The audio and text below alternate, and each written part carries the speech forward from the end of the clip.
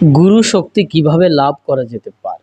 যখন গুরুর গুরুত্ব আপনার আপনত্বে জাগ্রত হয়ে ওঠে, অর্থাৎ আপনি জাগিয়ে তোলেন, তখন গুরু শক্তিকে অনুভব করা যেতে পারে। এবং এই গুরু শক্তিকে আরো কিভাবে অবজার্ভ করা যেতে পারে, যখন আপনার ব্যক্তিগত ইচ্ছা, শিষ্যের যে ইচ্ছাটি, সেই ইচ্ছাটি মহা ইচ্ছা অর্থাৎ গুরুর গুরুত্বের উপরে সমর্পিত হয়। অর্থাৎ গুরুদেবের মহা ইচ্ছার কাছে আপনার যে ছোট, ছোট বাসনা, ইচ্ছা, স্বপ্ন, আকাঙ্ক্ষা সেগুলো যখন সমর্পিত হয়, অর্পিত হয় সম্পূর্ণরূপে, যে আমার ইচ্ছা নেই, গুরুর মহা ইচ্ছার কাছে অর্পিত হলো আমার ইচ্ছা এবং তার ইচ্ছাতেই আমার ইচ্ছা। যখন এটা হয় তখন দেখেন যে সমগ্র ইচ্ছাশক্তি গুরুদেবের ইচ্ছা অনুসারে চলছে এবং আপনার জীবনের জন্য যেটা প্রয়োজন তখন তা প্রকট হয়ে যাচ্ছে।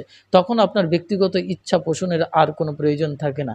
এইভাবে গুরু শক্তিকে লাভ করা যেতে পারে এবং গুরুর সঙ্গে এক মহা আত্মিক জগতে আত্মরমণের মাধ্যমে মহামিলন হতে পারে।